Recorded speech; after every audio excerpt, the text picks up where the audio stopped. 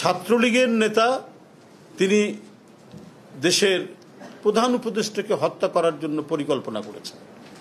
আজকে যদি সত্যিকারের বিজ্ঞান নির্ভর, প্রযুক্তি নির্ভর আমাদের শিক্ষা যদি ঢেলে সাজানো হতো, তাহলে শিক্ষার নাম নিয়ে, ছাত্রের নাম নিয়ে একটি ছাত্র সংগঠন থেকে তৈরি হওয়া একটি ছেলে, আপনার আজকেই আপনি খবরের কাগজে দেখুন যে তেজগাঁ ছাত্রলীগের সে সাধারণ সম্পাদক ছিল, যে ছেলেটি ছাত্রর নাম ছিল, সে দেশের একজন প্রধান উপদেষ্টাকে হত্যা করার একটা চক্রান্ত সে করেছে এবং সেটার হদিশ পাওয়া গেছে শরীয়তপুর থেকে। কারণটাই একটাই যে 15-16 বছর ধরে আপনার জ্ঞান চর্চা, বিজ্ঞান চর্চা এর কোনো অবকাশ ছিল না বলেই আজকে মাস্তান তৈরি হচ্ছে, আজকে গুন্ডা তৈরি হচ্ছে। ছাত্র নামধারীদের দিয়ে কিভাবে মিছিল ভাঙানো যায়, কিভাবে মিটিং ভাঙানো যায়, এই প্রশিক্ষণ দেওয়া হয়েছে। আজকে যদি সত্যিকার অর্থেই সেই শিক্ষার পরিবেশ থাকতো, সত্যিকার অর্থেই এখানে প্রকৃত শিক্ষক যে জ্ঞান বিজ্ঞানের চর্চা করত, সে তার ছাত্রদেরকে সেভাবে গড়ে তুলত। এবং এই যে আজকে এখানে আমি এই ইউনিভার্সিটির ছেলেদের যে মননশীলতা এবং তাদের যে উদ্যম, তাদের যে এগিয়ে যাওয়া, তাদের যে আকাঙ্ক্ষা আমি আজকে দেখতে পেলাম, সেটা আরও বাড়ত, সারা দেশ থেকে ছড়িয়ে যেত।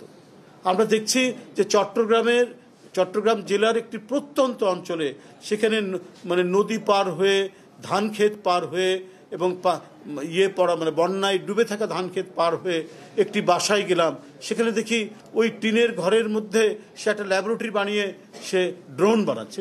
রুম্মন সহ আমরা সবাই সেখানে গেলাম, লোহাগড়া একটা উপজেলা। তো এই প্রতিভাগুলোকে অনুসন্ধান করে, এটাও কিন্তু আমাদের ভারপ্রাপ্ত চেয়ারম্যান তিনি প্রথম এই সংবাদটি পান এবং আমাদেরকে সেখানে পাঠান।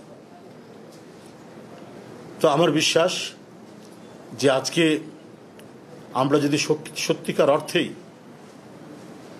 সেই শিক্ষা ব্যবস্থা গড়ে তুলতাম, যে শিক্ষা ব্যবস্থায় প্রথমে শিক্ষকদের প্রচুর প্রশিক্ষণ রয়েছে, যে শিক্ষকরা ছাত্রদেরকে উদ্বুদ্ধ করতে পারে জ্ঞান চর্চার ক্ষেত্রে, বিজ্ঞান চর্চার ক্ষেত্রে, সাহিত্য চর্চার ক্ষেত্রে, সেই জায়গায় আজকে প্রচুর ঘাটতি রয়েছে।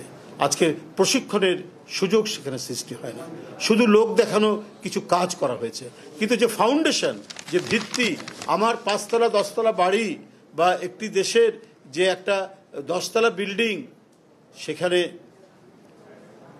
সেই বিল্ডিংটা দাঁড়াবে যে ভিত্তির উপর, আমি যদি সেই ভিত্তিটা যদি কাঁচা বাঁশের কাঁচা বাঁশের রড বাড়িয়ে সেটাকে যদি আমি ব্যবহার করি, তাহলে সেই ভিত্তি কিন্তু আপনার সেই ভিত্তির উপর দাঁড়ানো বিল্ডিং কিন্তু হুড়মুড় করে পড়ে একবারই ধ্বংস হয়ে যাবে।